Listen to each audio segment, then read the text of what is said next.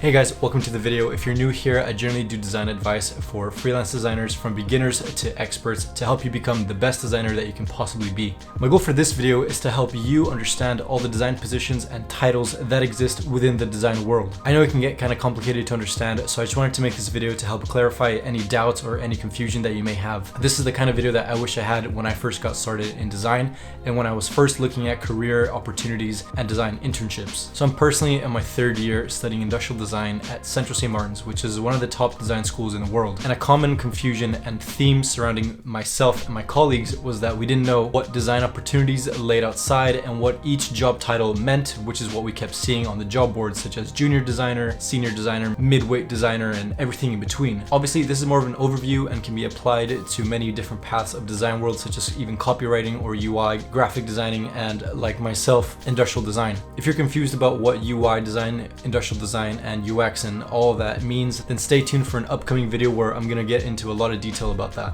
Alright, if you're currently studying at university and you're looking out for possible design careers that you may do in the future, know that there are three major types of design jobs. There is the agency, the in-house designer, and the freelancer. Now obviously on this channel I like to talk about freelancing and everything about that world, but in this video we're gonna talk about the other two, which is in-house and agency, and the ranks that exist within them. So if you didn't know, an in-house designer is someone that works at a company like Facebook or Twitter, for example, and solely does work for that company. That can range from UI projects to even social media projects. And I'm sure that the people at Twitter and Facebook, for example, have obviously different people for that, but that is an example of an in-house designer. But you should know that this doesn't only apply to tech giants like Twitter and Facebook. A lot of retailers can also have in-house designers just to help out with the various design issues that a retailer may have. And again, that may vary depending on the size of the company, but sometimes it can be from social media to a website design, as I said, and everything that varies in a company like that. An agency designer is a designer who works at an agency or a studio, obviously, and gets to work on a lot of different projects even at the same time sometimes. Sometimes, depending on the agency that you're in, you can even do some really big budget projects for some massive clients. Now, this can be really interesting to do, but sometimes it can also be really stressful. Now, obviously, there's a lot of pros and cons in each, and there's no real winner. If you enjoy working for one company and creating work for them, and you find that extremely exciting to do every day,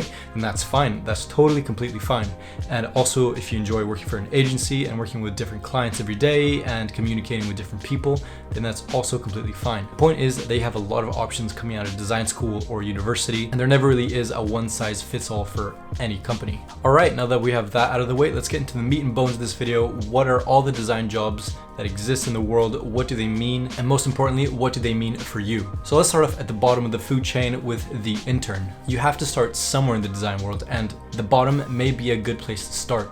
You may be a really good designer and just jump this level completely, but this is where most people are gonna start off with if they don't have an internship or any previous experience. So if you don't know what an intern is, there's three different types of interns that I think that you might find in your intern career. So if your university is like mine, you might be offered a sandwich year, which is sort of a year abroad where you get to work for a company and they get to hire you for really cheap labor, essentially. If you get an internship in this year, it's usually a trade-off between experience that you're getting from them and really cheap labor, as I said, that they're getting from you. Most of the time, they're not planning to hire you after you're completely done with university. As an intern, you might experience the very stereotypical part of being an intern, which is being the office bitch, grabbing coffees for people, making PowerPoints, and essentially doing whatever you're told. Now, although you're getting a name from agency on your CV, I personally wouldn't take this kind of internship. You have to be careful about what time you're actually giving off to the agency in exchange for their name on your CV. Because after all, that is the entire point of an internship. It's to learn and essentially to be taught what are the ins and outs of a design agency. Lastly, you have something that I call the tryout. Essentially, agencies do this to try out a designer without fully hiring them right off the bat. This is sort of a trial as an intern, and the company likes to see if you're a good fit to their company, if you're a good designer in the first place, and also if you'll be worth hiring in the future. In this case, you will obviously most likely produce some sort of work for them and not just get coffee and make presentation sheets all day for them. Now, obviously, if you do have a sandwich here and your university allows it, I would even consider doing a freelance gap year. That is where you try to get your own clients and work as a freelancer for the time being. I have a video coming up on internship versus freelance and the experience that you get on both sides. Next up is junior designer. This is probably the design job that you'll be looking for right out of university if you have that internship or that freelance experience that you've had in the previous year.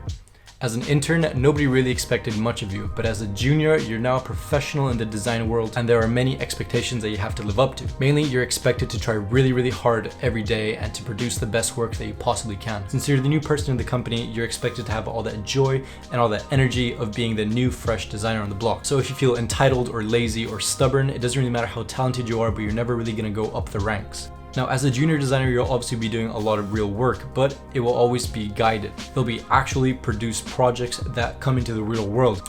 While some might be smaller and some might be larger, the point is that you will have your work out there in the real world, and how cool is that really? At a good agency, you'll have a manager or an art director to help you with your work. As you progress through the years, you want to go up and up and up in the ranks, and sometimes you might be even promoted to mid-level designer or a midweight designer.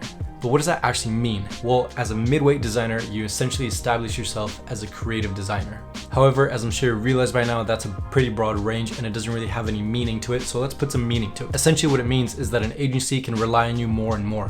You're not really a junior and you don't really need your hand held through projects, and you can kind of hold your own weight a little bit. If somebody gives you an assignment, you know what to do with it and you can kind of handle it without having to ask a superior all the damn time. So as a mid-level designer, you'll essentially be here for 2 to 4 years, developing your skills and really creating your strengths and your weaknesses. As you progress more and more through your career as a mid-level designer, you'll be focusing on how to improve your weaknesses and how to develop further your strengths. If you're really serious about your career, at this point you essentially start doing all the work that a senior designer would usually do. But what actually is a senior designer? As a senior, you're essentially the workhorse of a project. You're not expected to be perfect, but essentially a manager doesn't have to rely on you all the time and tell you what to do and how to direct you in a project. From here, you're seen as a superior and you're who to look up to as a midway and as a junior designer. As a senior designer, you also start to know the different parts of a company and the different parts of a design agency. This is pretty much the top tier when it comes to being a designer. It's where all the masters and all the experts of their craft actually live. If you want to go above and beyond here, you essentially need to learn a new set of skills and you actually stop designing and start managing, or even as the art world calls it, art direction. For a lot of people, this is their ultimate goal and you're essentially managing different senior designers. I'm not going to get too much into detail about this because obviously if you're straight out of university and you're looking for jobs, this doesn't really apply to you.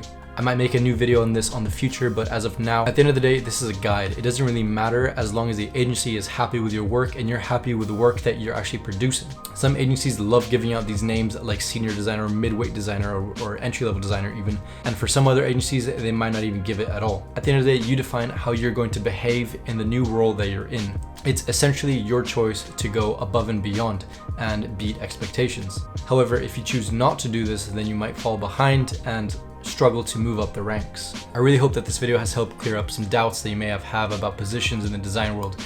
If you have any questions, leave them down below. Thank you so much for watching, guys. Leave a like if you learned something new, and if this video helped you at all, subscribe for more content just like this, and do me a favor, leave a comment down below on what you want the next video to be. Thank you so much for watching, guys, and I'll see you on the next video.